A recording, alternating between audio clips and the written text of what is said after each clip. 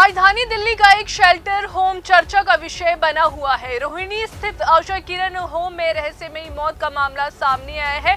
यहां पर एक दो नहीं बल्कि एक महीने में करीब 13 बच्चों की मौत हो गई है। आशा किरण में मौत के मामले में दिल्ली की मंत्री आतिशी ने मजिस्ट्रेट जांच के आदेश भी दिए हैं। आपको बता दें कि वहीं इस मामले में राज्यसभा सांसद स्वाति मालीवाल ने गंभीर आरोप लगाए हैं और कहा है कि वे खुद वहां गई थी, निरीक्षण करने गई थी और ये सच में मौत का घर है। और इस पर स्वाति मालीवाल क्या कुछ कह रही है वो आप सुनिए। मैं आशा किरण के अंदर अभी 2.5 घंटे से मेरा दौरा चल रहा है। मैंने अंदर जहाँ पे महिलाओं को रखा हुआ है वहाँ गई। महिलाओं से मेरी मीटिंग हुई है, डॉक्टर से मेरी मीटिंग हुई है, स्टाफ से मेरी मीटिंग हुई है और जिन लड़कियों की मौतें हुई हैं उनकी सारी केस फाइल्स और मेडिकल फाइल्स को मैंने स्टडी करा है। मेरे मानने से ये सीधे सीधे एक क्रिमिनल नेग्लिजेंस का मामला है। बहुत बड़ी लापरवाही करी गई है और जो डॉक्टर्स भी हैं यहाँ पे उन्होंने बार बार लड़कियों की रिपोर्ट्स में लिखा है कि मैल न्यूट्रिशन तक हुआ है। 2 लड़कियां हैं गीता और श्रुति, उनकी फाइल्स में साफ लिखा हुआ है कि मैल न्यूट्रिशन की वो शिकार थी।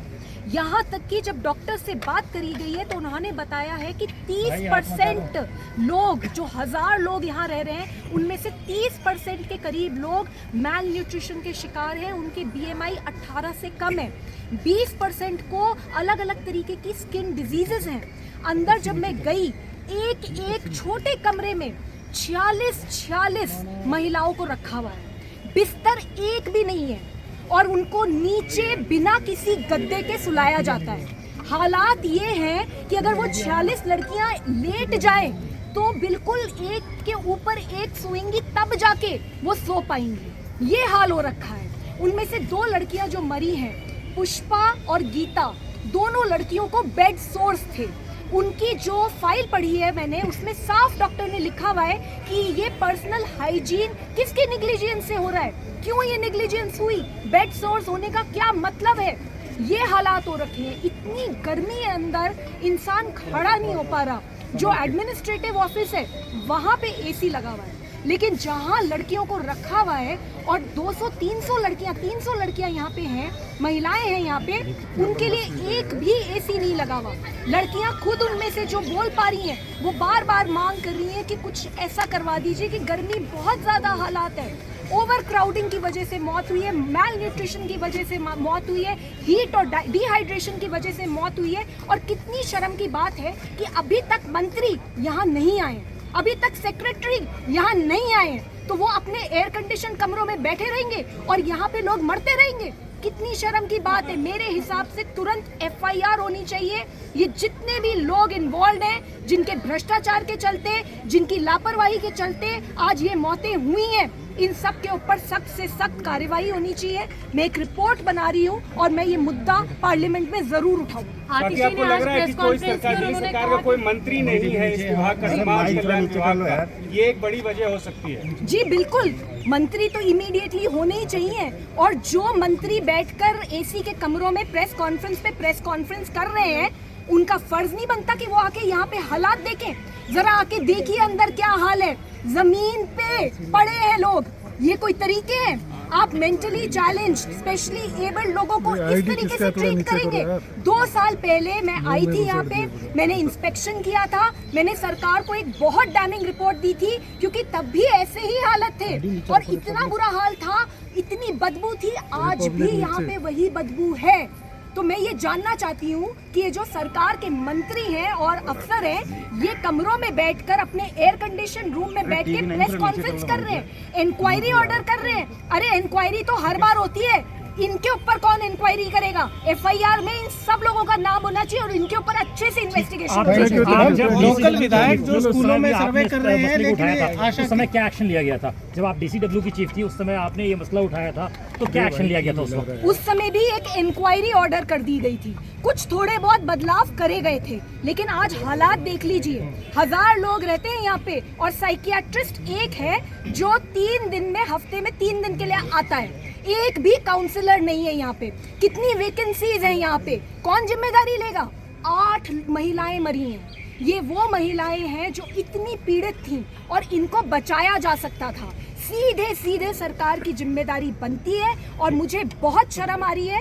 As an MP from Delhi, I feel ashamed at this condition. I am going to raise it in the parliament. आपको बता दें कि इसी मुद्दे पर आम आदमी पार्टी के विधायक दिलीप पांडे का भी बयान सामने आया है। वे भी क्या कुछ कह रहे हैं वो भी आप सुनिए। यही दिक्कत है। मैंने जो आज बात कही वो बिल्कुल ह्यूमैनिटेरियन टोन में कही। मैंने एक बिल्कुल मानवीय आधार पर एक बात कही, एक निवेदन किया और मैंने पूरी कोशिश की कि इस बातचीत को मैं गैर सियासी रखूं। और मुझे लगता है कि भारतीय जनता पार्टी की तरफ से जो कुछ भी कहा जा रहा है, प्लांट किया जा रहा है, आप लोग भी उसकी सच्चाई को जांच लें। आप जाके देखिएगा जो एक्चुअल स्पॉट है जहां पे ये ट्रेजिक इंसिडेंट हुआ है, वो DDA द्वारा बनाया जा रहा अंडर कंस्ट्रक्शन ड्रेन है। उस ड्रेन को बनाए जाने के दौरान जो सावधानियां बरतनी चाहिए, जिस किस्म के सिक्योरिटी मेजर्स इंसिडेंट एक्सीडेंट्स को रोकने के लिए लिए जाने चाहिए, वो नहीं लिए गए। नतीजा ये कि 2 जानें चली गई। मुझे लगता है कि इस तरह की किसी भी हल्की बात से हमें बचना चाहिए और ये सुनिश्चित करना चाहिए कि आगे से ऐसी कोई भी दुर्घटना न हो।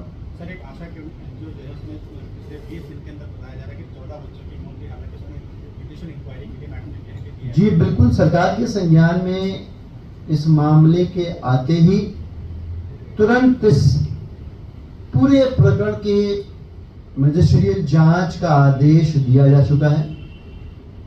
सरकार ने पूरी तत्परता दिखाते हुए एक कदम ऐसा उठाया जिससे कि सच्चाई क्या है वो सामने आए।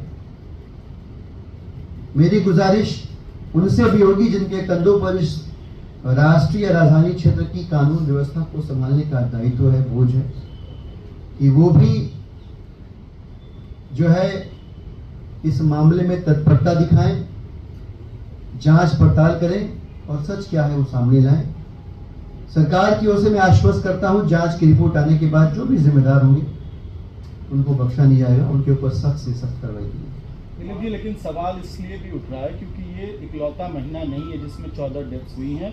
ये जो आशा किरण जो सेंटर है वो कंट्रोवर्सी में घिरा रहा है। इसका ट्रैक रिकॉर्ड 2008-9 से बहुत खराब रहा है और इस साल जनवरी, फरवरी, मार्च, अप्रैल इन 4 महीनों में भी डेथ्स हुई और फिर जून, जुलाई में स्पाइक हुआ है। तो कैसे सरकार के जांच के नेट से बाहर रह गए? इस जांच के पहले का जो इतिहास है वो मेरी जानकारी में नहीं है और मुझे लगता है कि अगर इस विषय पर जो संबंध मंत्री हैं उनसे अगर बात करी जाएगी तो वो बेहतर उत्तर देंगे।